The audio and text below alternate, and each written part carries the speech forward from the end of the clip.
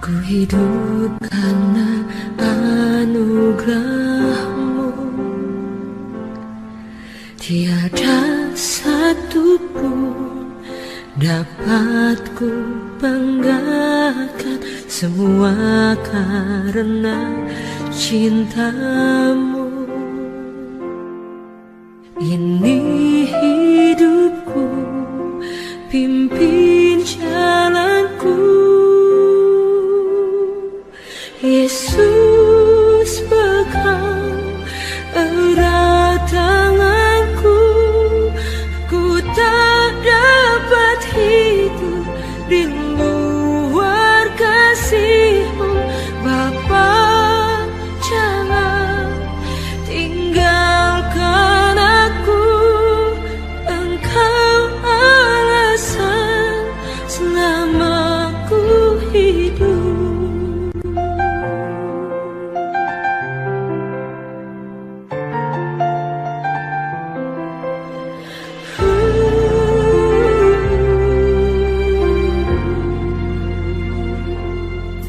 Kasih-Mu mengubah hidupku. Kau memilihku, selamatkan hidupku. Semua karena cinta-Mu. Ini hidupku, pimpin jalanku. Yesus, pegang erat tanganku. Ku tak dapat hidup di luar kasih-Mu. Bapa, jangan tinggalkan aku. Engkau alasan selama ku hidup. Yesus, pegang erat tanganku. Ku tak dapat hidup di luar kasih-Mu. Bapa, jangan tinggalkan aku. Engkau alasan selama ku hidup.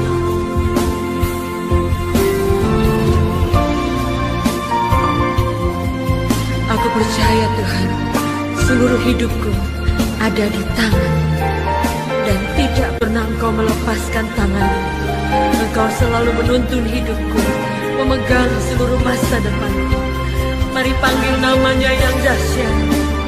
Oh, Yesus, pegang erat tanganku.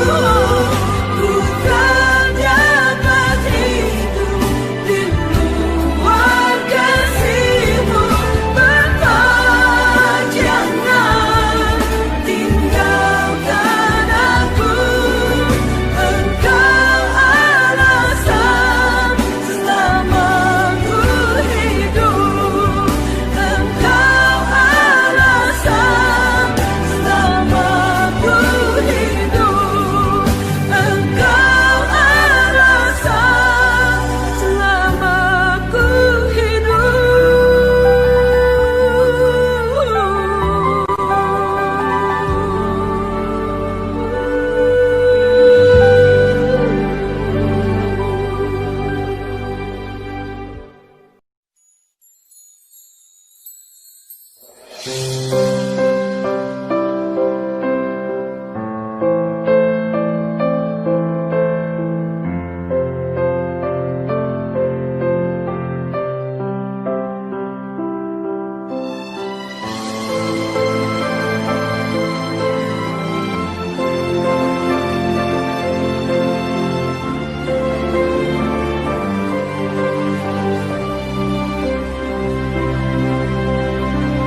saat ku dalam kesesakan, yang ku harap hanya Kau Tuhan. Saat badai hidup menerpa. Masih ada Tuhan bagiku saat semua jalan tertutup. Tiada yang sanggup menolong saat air mata tercurah. Masih ada Tuhan bagiku penolong. Ku hanyalah dirimu, penghibur. Ku hanya Engkau Bapa-Ku, selalu menyertai hidupku.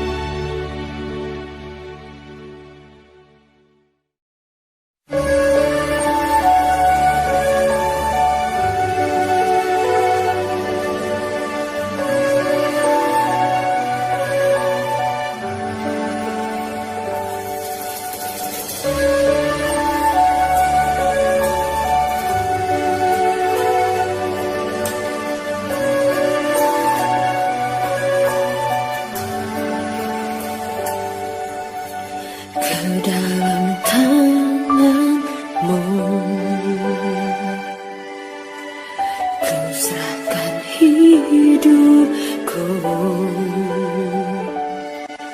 Tuhan, ku percaya hanya kepadamu.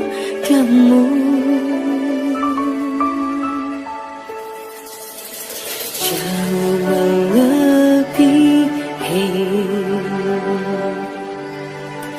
semua yang ku pinta, Bapa, ku berserah hanya kepadamu. Biarlah kehendakmu yang jadi atasku. Engkau yang mendengar seruan doaku. Ku tahu rancanganmu sempurna bagiku, dan aku percaya Tuhan tak pernah salah.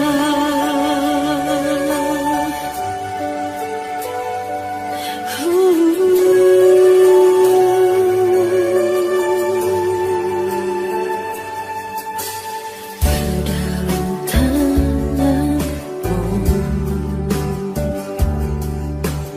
ku serahkan hidupku, Tuhan, ku percaya hanya kepadamu. Jauh melebihi semua yang ku minta.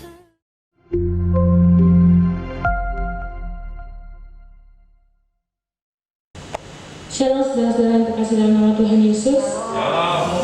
Selamat hari Minggu untuk kita semua. Mari kita siapkan hati kita. Kita mau datang di hadapan Tuhan.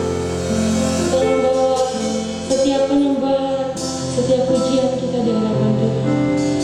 Terima kasih Tuhan Yesus. Segala pujian dan syukur hanya bagi-Mu ya Tuhan. Karena hanya itu yang bisa kami persembahkan di hadapan Tuhan. Kita tahu yang kudus.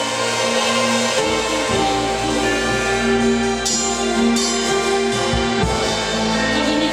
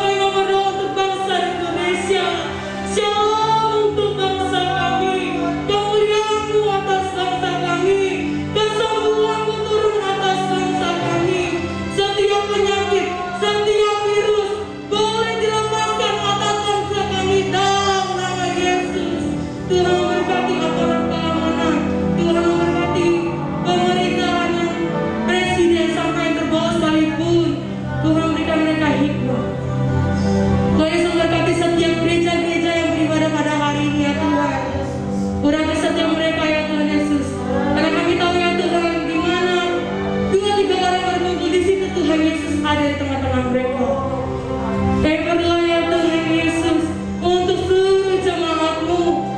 Mereka ya Tuhan Yesus yang bergegas dalam ke tempat ini untuk beribadah bersama-sama dengan kami. Tuhan pimpin langkah mereka dalam nama Tuhan Yesus. Setiap mereka yang sakit Tuhan sembuhkan dalam nama Yesus. Setiap mereka yang lemah Tuhan kuatkan. Setiap mereka yang kurang Tuhan sanggup mencukupkan, karena kami mempunyai Allah yang sangat luar biasa. Terima kasih Tuhan. Kami mulai ibadah kami Yesus. Tuhan berkati dari awal pertengahan hingga pada akhirnya. Dalam nama Yesus kami bersuka cita. Haleluya. Amin. Haleluya. Saya mau kita beri tos tapi dari jauh.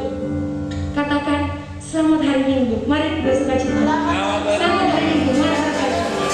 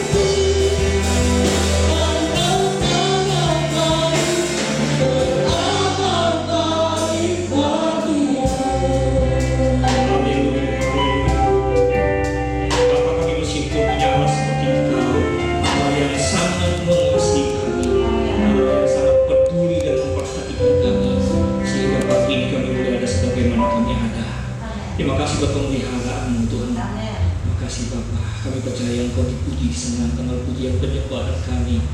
Kami percaya ketika pujian dan penyembahan kami naik di hadapan Tuhan, menyenangkan hati Tuhan. Maka Allah tidak pernah tinggal diam. Allah yang hari di tengah-tengah kami pagi ini akan bekerja di tengah-tengah kami, memberikan kekuatan, penghiburan, damai sejahtera dan semangat kehidupan untuk kami melakukan segala aktivitas kami sepanjang minggu tahun Tuhan di depan kami yang kami tidak tahu ini Tuhan. Tapi kami percaya Allah bersama dengan kami. Sampaikan apa yang menjadi isi hati-Mu Tuhan. Kuatkan dan teguhkan kami hari-hari ini untuk kami tetap bisa berkarya dan menjadi berkat bagi banyak orang. Pujilah nama-Mu Bapa dalam nama Yesus kami berdoa dan mengucap syukur. Haleluya. Amin. Shalom Bapak Ibu sekalian. Di sini maupun yang di rumah, Tuhan berkati kita sekalian semua sehat ya. Amin. Baik Bapak Ibu sekalian, pagi ini saya akan menyampaikan firman Tuhan dengan tema daya tahan. Daya tahan. Kita tahu peristiwa COVID ini peristiwa yang panjang dan melelahkan. Kita belum tahu kapan vaksin yang akan ditemukan. Tapi ya kita mesti menyadari ya kita perlu daya tahan ya, untuk menghadapi situasi yang seperti ini. Saya akan bacakan satu firman Tuhan dari Kejadian pasal 32 ayat 26. Demikian firman Tuhan. Biarkanlah aku pergi karena fajar telah menyingsing, sahut Yakub. Aku tidak akan membiarkan kau pergi jika engkau tidak memberkati aku. Ini satu kisah ya, cerita ketika satu malam Yakub ya, disergap. Ada yang bilang oleh malaikat dan bahkan ada yang penafsir mengatakan oleh Tuhan sendiri gitu kan. Terjadi pergumulan dan Yakub tidak mau melepaskan ya, kalau belum berkat itu diberikan kepada dia. Ya akhirnya berkat itu diberikan, tapi kita mencatat pangkal pahanya ya diketok Tuhan itulah kurang lebih sampai terplecok. Sehingga akhirnya dari kejadian itu dia harus tertati-tati, dia memikul beban tubuhnya berjalan dengan tertati-tati. Dan kalau kita perhatikan perjalanan kehidupan Yakub setelah itu juga dia tertati-tati sama itu. Bukan hanya dia tertati-tati membawa tubuhnya karena kakinya terpelecok, tapi juga hidupnya. Ya kita melihat perjalanan hidupnya selama Tuhan dari awal saja dia mengalami pergumulan yang amat sangat. Ya dia dibohongi oleh pamannya untuk mendapatkan kekasih hatinya yang menjadi istrinya gitu kan. Kemudian ya istrinya meninggal, melahirkan anaknya. Ya, banyak hal lagi gitu kan. Anaknya yang ada yang diperkosa gitu kan. Terus Yesus juga selama bertahun-tahun ya dia anggap sudah meninggal. Pergumulan panjang sampai akhirnya setelah masih Tuhan di masa tuanya kita melihat bagaimana Yakub ini begitu luar biasa. Kita mencatat ya ketika Firaun bertanya kepada dia, siapa kamu gitu kan? Ya perjalanan panjang dan melelahkan kata dia. Dan di saat yang seperti itu pun dia masih bisa memberkati Firaun. Saya catat minimal 2 kali. Ya dia berdua memberkati Raja Firaun. Bahkan sebelum dia meninggal dunia, dia bisa memberkati anak cucunya dengan namanya masing-masingnya, dengan berkat masing-masing. Setelah itu Alkitab mencatat dia bagaimana dia menyediakan kepalanya, kemudian dia meninggal dunia, dipanggil Tuhan. Dan hari ini ya kita bisa melihat, kita mencatat Allah kita disebut Allah Abraham, Allah Ishak, dan Allah Yakub. Allah orang yang telah melakukan perjalanan panjang yang melelahkan dalam hidupnya. Dia tetap mempertahankan imannya kepada Tuhan. Nah, saudara si Tuhan, satu kali ada satu cerita di sebuah istana, ada seekor tikus besar yang sangat menghebohkan istana itu.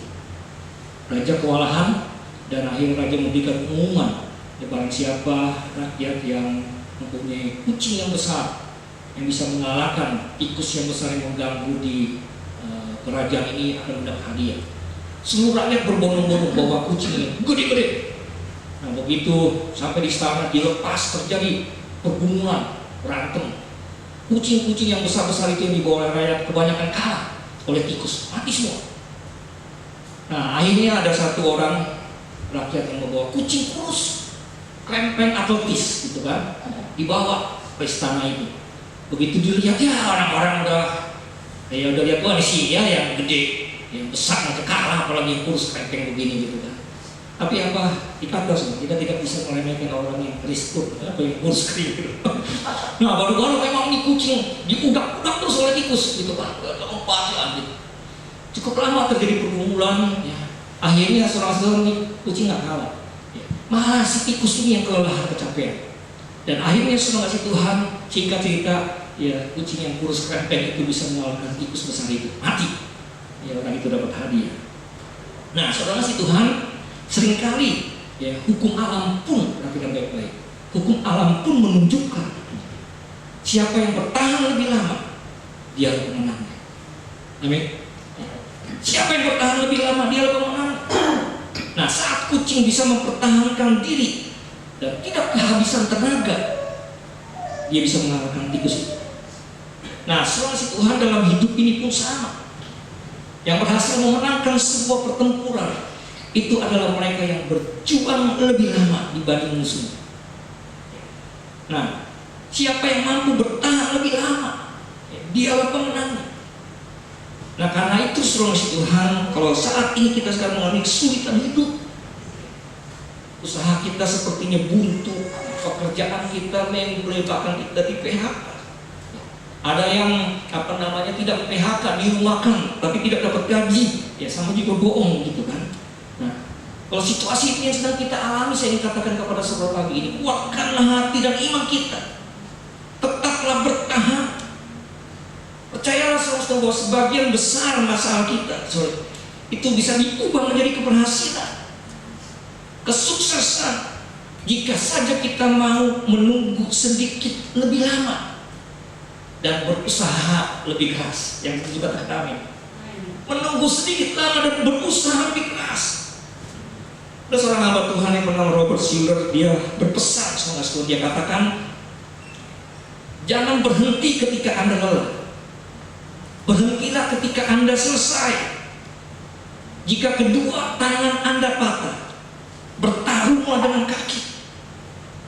Jika tangan dan kaki Anda remuk, bertempurlah dengan gigi. Jika seorang kehabisan napas, berjuanglah dengan roh kita. Ingatlah, dia katakan, orang yang berperang sampai titik darah penghabisan, dia tidak pernah dikalahkan. Amin. Orang yang berperang sampai titik darah penghabisan, dia tidak pernah akan dikalahkan. Nah, saudara Tuhan, daya tahan itu sangat penting. Mungkin hari ini kita udah mulai ada yang goyang. Tetaplah bertahan, miliki daya tahan yang kuat. Ada sesuatu yang besar Tuhan sedang kerjakan. Semua orang berproses hari ini, termasuk gereja Tuhan dan hamba-hamba Tuhan. Dan saya ingin katakan, siapa yang bertahan sampai akhir, dia yang akan memenangkan pertempuran ini. Nah, Tuhan, saya ingin sharingkan beberapa hal yang menunjang daya tahan kita. Yang pertama, Tuhan, ya kita harus mempunyai semangat. Nah, kata semangat ini, Tuhan, ya bisa dibilang ya saat ini sedang menjadi salah satu kata yang populer di tengah-tengah kita, ya, di media sosial. Semangat, tetap semangat, begitu kan, dimanapun kita berada, gitu kan. Nah, Tuhan, semangat memang jelas penting. Tapi Alkitab mengajarkan kepada kita bahwa ya kita tidak hanya cukup hanya dengan semangat. Tidak hanya dengan semangat kita akan berhasil. Nah, kalau kita melihat Alkitab mencatat bagaimana kehidupan Petrus selama itu, dia bisa dikatakan murid Yesus yang paling bersemangat, luar biasa. Petrus salah satu murid yang berjanji, ya, dia mau merelakan nyawanya bagi Tuhan. Ya, Lukas pasal 22 ayat 33. Bahkan ya, dia buktikan itu dengan memotong ya telinga hamba imam besar. Yohanes pasal 18 ayat 10. Tapi kita melihat apa yang dikerjakan itu, semangatnya itu tidak cukup.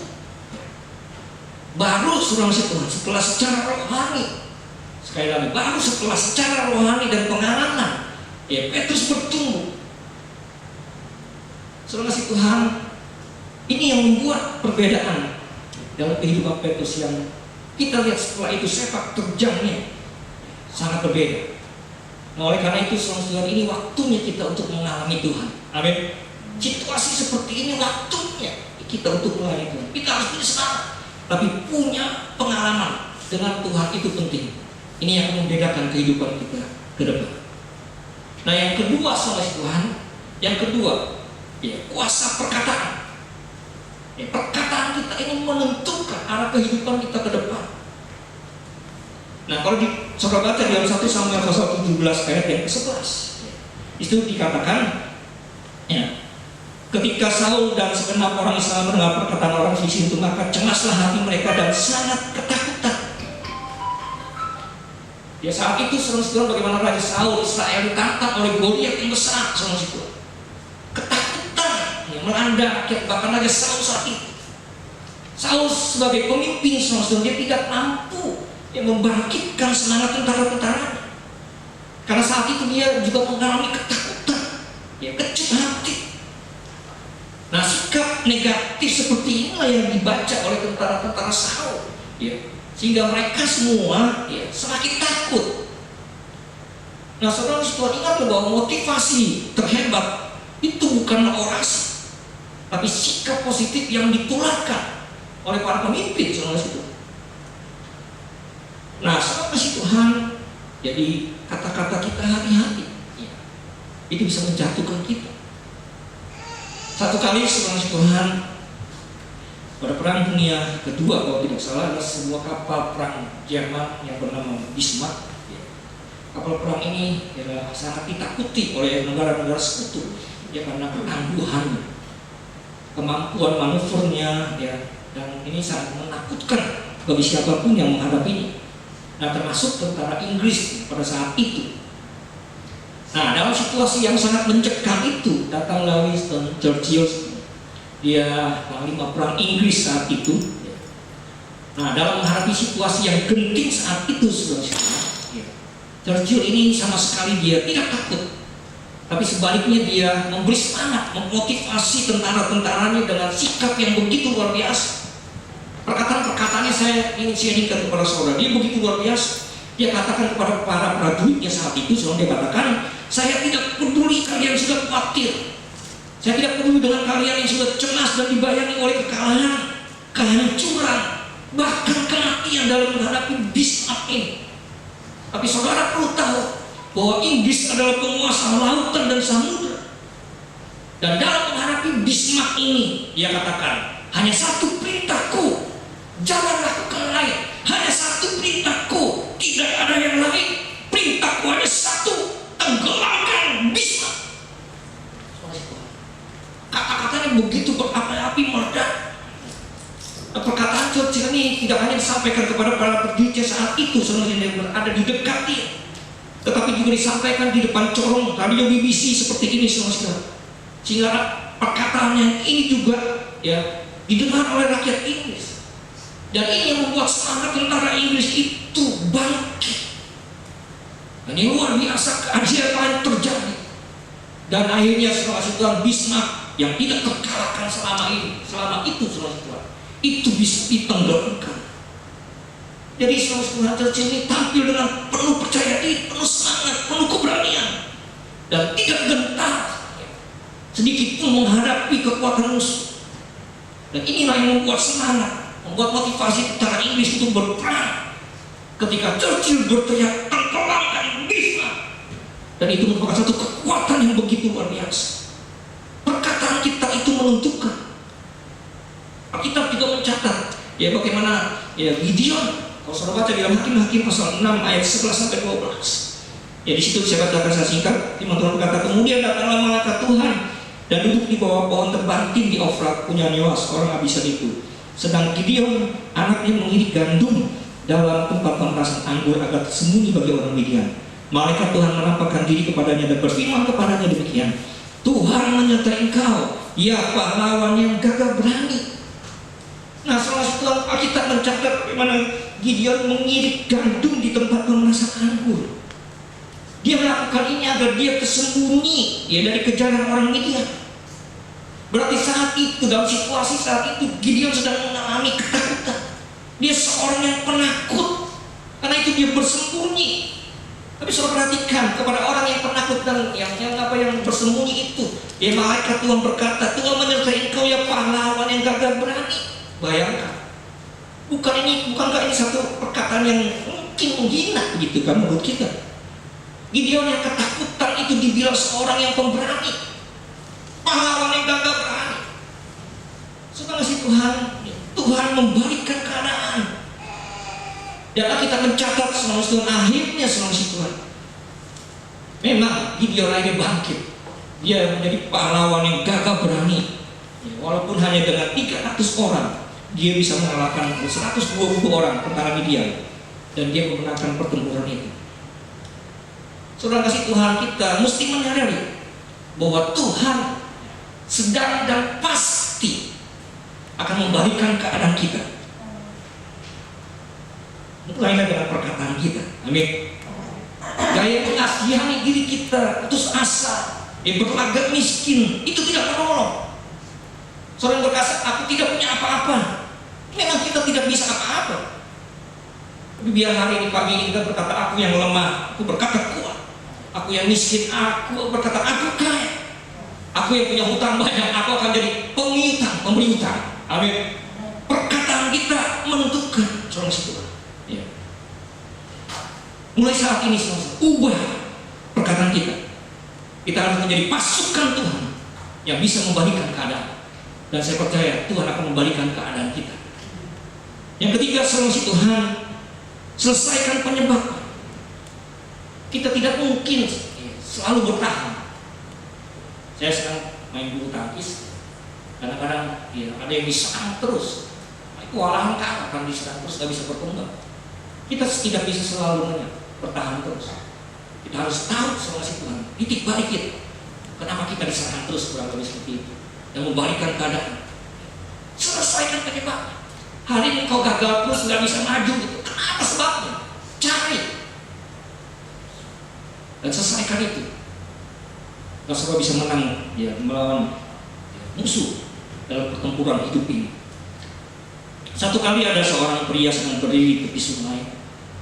Tiba-tiba seorang Tuhan dia melihat ada seorang bapak yang hanyut di sungai itu sambil minta tolong. Tanpa pikir panjang dia buka baju, dia nyemplung, dia nyebur gitu kan.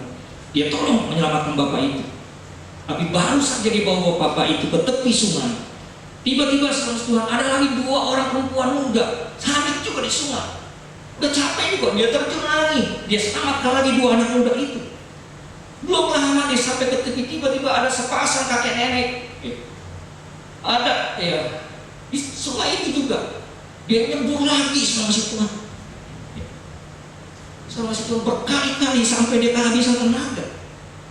Nah, andai saja si pria ini dia mau duduk tenang sebentar dan dia ini mau ke hulu sungai, dia tidak perlu capek-capek. Ternyata di hulu sungai itu ada seorang gila yang sedang membakar sebuah kampung dan melempar semua penduduknya satu persatu ke sungai itu. Nah, saudara Tuhan, cerita ini memang hanya jokes saja, tapi ini satu pelajaran bagi kita dalam menyelesaikan masalah kita. Cari dan selesaikan penyebabnya dulu. Cari dan selesaikan penyebabnya dulu, sehingga kita tahu masalahnya di mana dan kita selesaikan. Nah, saudara Tuhan, Alkitab mencatat perjumpaan Yesus dengan Zakius itu adalah satu tindakan Tuhan yang menyelesaikan penyebab bukan akibat. Tuhan tahu, saudara Tuhan, akibat ulah Zakius bangsa Israel sangat menderita karena harus membayar pajak yang sangat tinggi, dan bahkan mungkin sebagian yang masuk ke kantong Zakius gitu kan. Alkitab mencatat bagaimana Tuhan tidak menyuruh Zakius itu berhenti jadi pemungut cukai, karena itu memang profesinya yang harus dibetulkan, bukan profesinya yang harus dibetulkan, tapi hati. Dan ketika Tuhan bertemu dengan Zakius, dia mampir ke rumah Zakius, Tuhan, dia menjadi sahabatnya.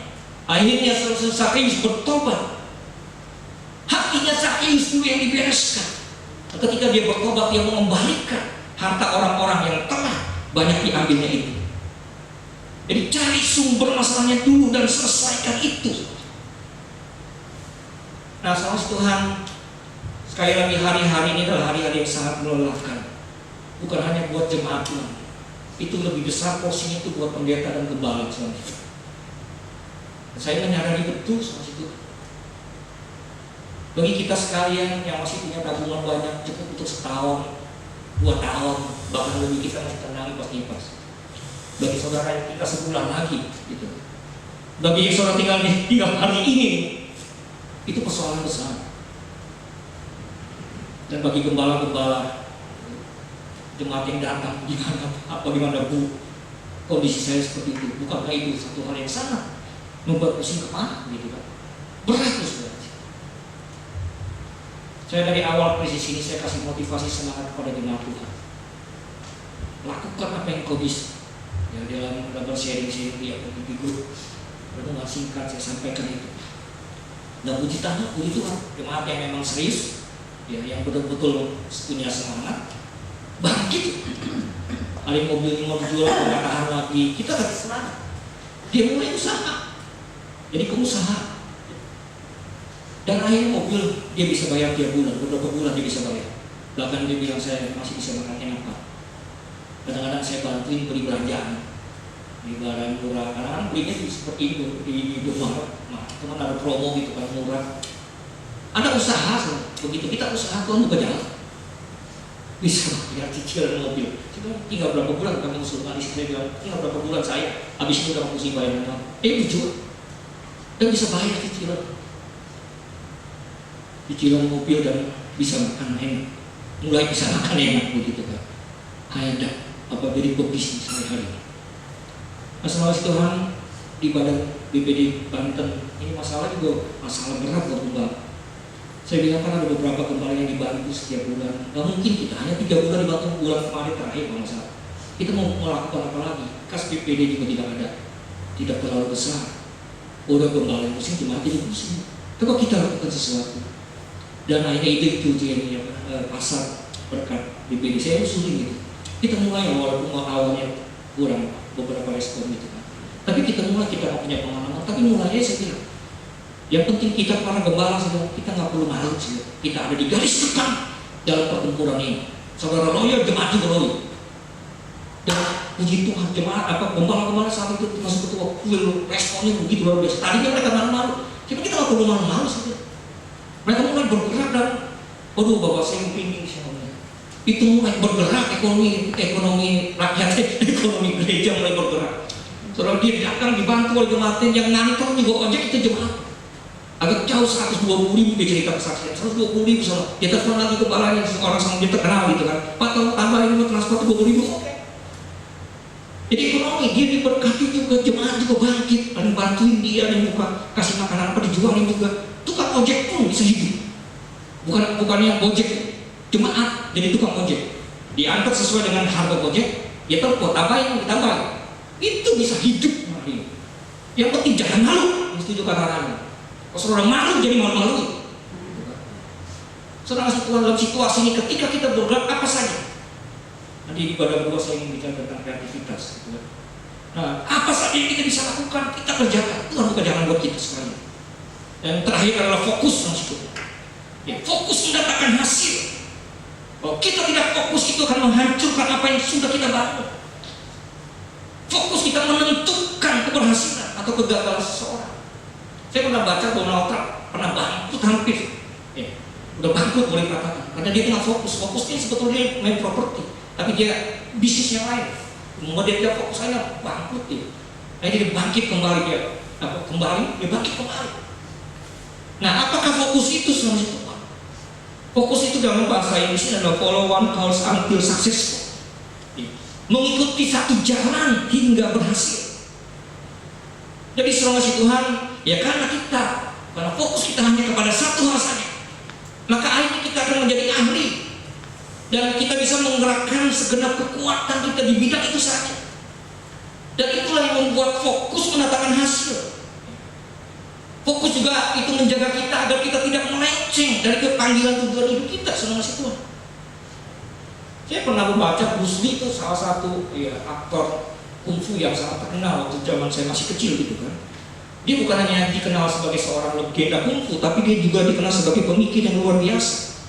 Nah, salah satu kutipan yang terkenal itu dia katakan, dia katakan saya tidak takut pada orang yang berlatih 10.000 kali tendangan dalam sekali latihan.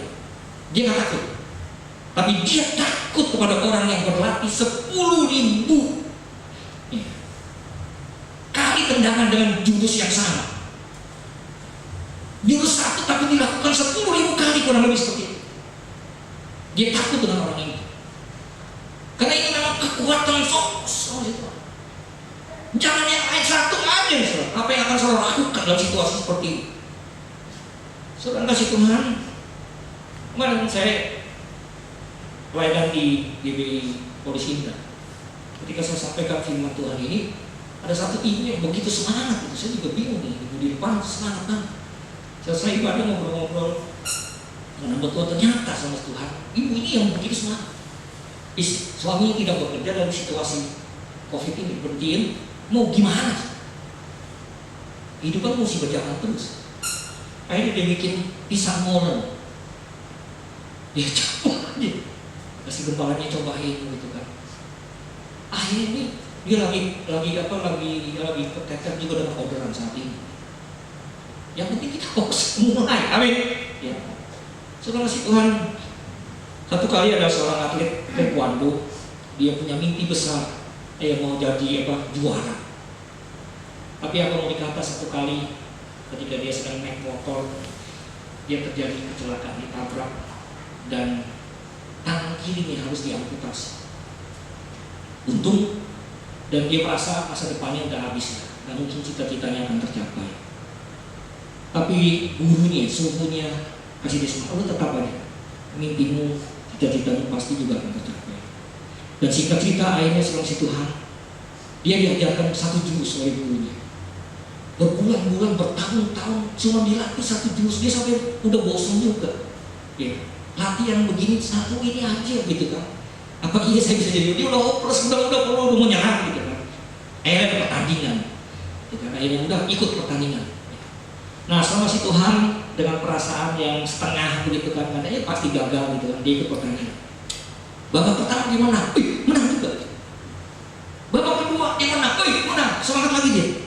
Babak ketiga menang, masuk perempat final, semangat ya, ada harapan. Habis perempat final, bertanding lagi menang, masuk semifinal, bertanding lagi masuk final. Dia tanya sama gurunya itu, guru saya mau tanya, kenapa saya bisa menang terus nih? Gurunya nggak mau kasih jawaban, udah kata dia, semangat untuk pertandingan final besok. Wah, dia udah nggak sabaran, ya, besok dia siap untuk bertanding. Pertandingan final dimulai dan betul dia menang lagi jadi juara. Dia kaget, dia angkat piala itu, dia kata piala ini untuk guru jadi. Dia kaget, dia buru-buru turun dari panggung, ketemu gurunya di ruang ganti. Dia ketemu di ruang ganti, dia tanya, guru kenapa saya bisa menang? Nggak mungkin, saya bertanding dengan satu tangan kanan, tangan kiri saya nggak bisa menang gitu kan. Dan gurunya bilang, nah, engkau perlu tahu, jurus yang aku ajarkan itu hanya bisa dikalahkan oleh musuh ketika musuh bisa memelintir, musuh bisa mengkunci tangan kirimu. Dia kaget sama situ. Saudara ngerti maksudnya? Dia nggak punya tangan kiri. Nah, bagaimana musuhnya bisa mengunci tangan kiri? Ini kejadian itu. Ya. Kenapa musuhnya nggak bisa mengunci tangan kiri, dia nggak punya kiri. Jadi tidak ada satu jurus pun yang bisa mengalahkan jurus itu, kurang lebih seperti itu. Dan akhirnya dia memenangkan pertandingan itu, dia peluk gurunya. Selama bertahun-tahun dalam kejemuannya, dia tetap bertahan dan menghasilkan sesuatu yang luar biasa. Sama Tuhan, Tuhan juga mengajarkan kepada kita, fokus Tuhan terus penginggiran. Walaupun dia banyak menyembuhkan orang sakit, mengusir setan gitu kan, tapi fokus dia kalau seperti itu penginggiran jiwa-jiwa. Hari ini saudara-saudara tidak perlu berpikir yang banyak. Satu, apa yang harus saudara kerjakan dalam situasi COVID yang berkepanjangan ini? Masih panjang sih, saya tidak pernah menakuti.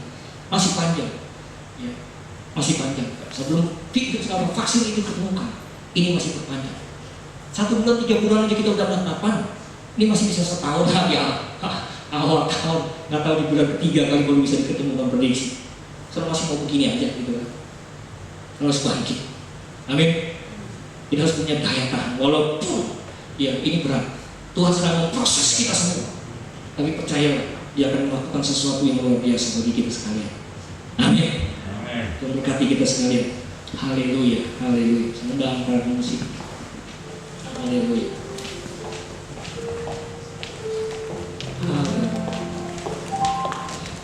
Tak akan menyerah.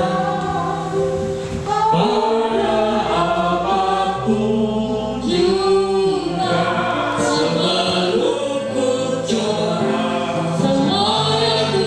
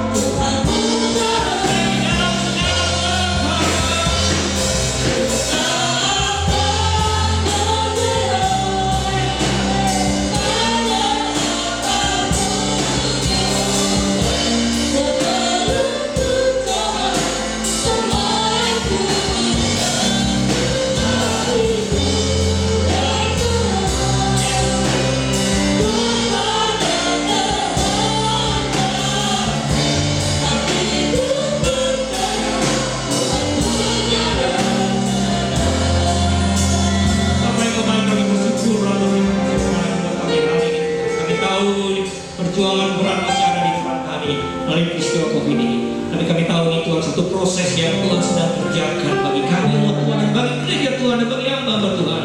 Tapi kami berdoa hari ini Tuhan, kami tidak inginkan masalah yang lepas dari kami, tapi kami ingin daya tahan, kekuatan dari Tuhan, supaya tengah-tengah pandemi ini, situasi seperti ini, kami mau melihat kebesaran Tuhan. Dan yang lebih luar biasa Tuhan, kami boleh mengalami Tuhan. Terima kasih Bapak, terima kasih Tuhan.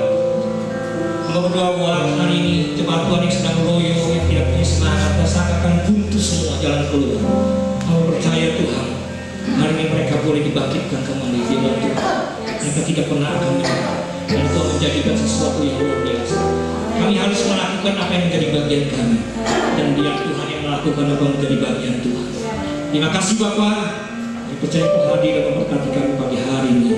Demi nama Yesus berdoa dan mengucap syukur. Haleluya, sama-sama kita katakan amin. Amin.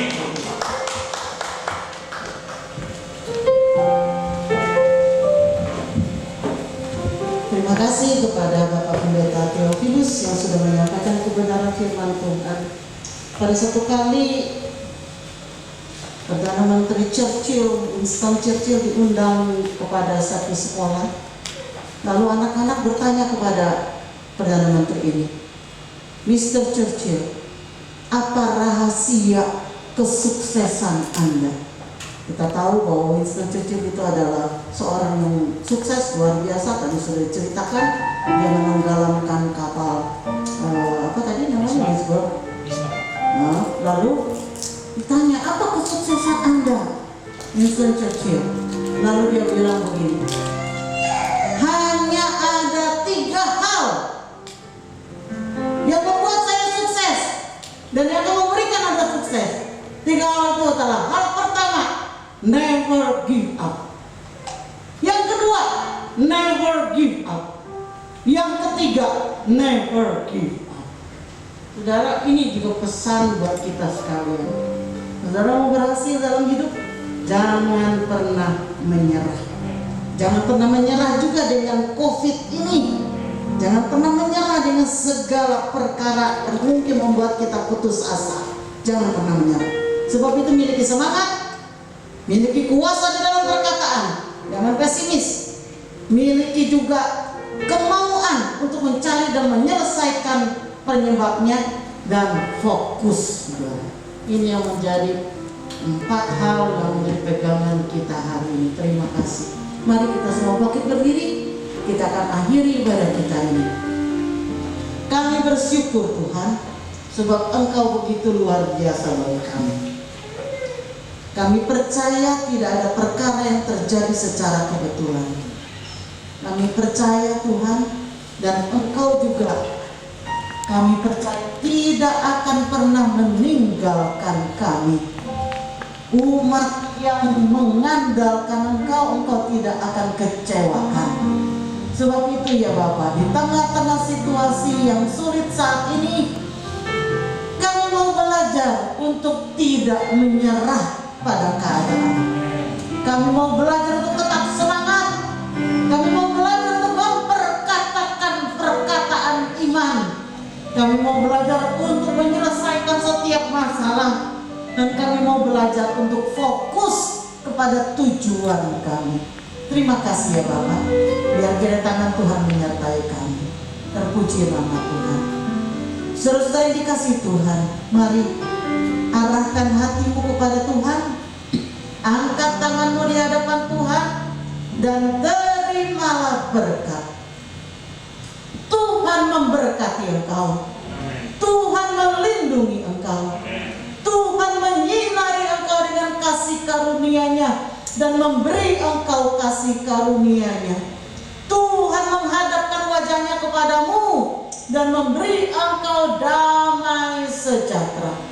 Kiranya anugerah berkat rahmat yang datangnya dari Allah Bapa, kasih setia Tuhan kita Yesus Kristus, serta persekutuan, penghiburan, pendampingan dari Roh Kudus kiranya selalu menyertai kita mulai dari saat ini sampai Tuhan Yesus datang kembali.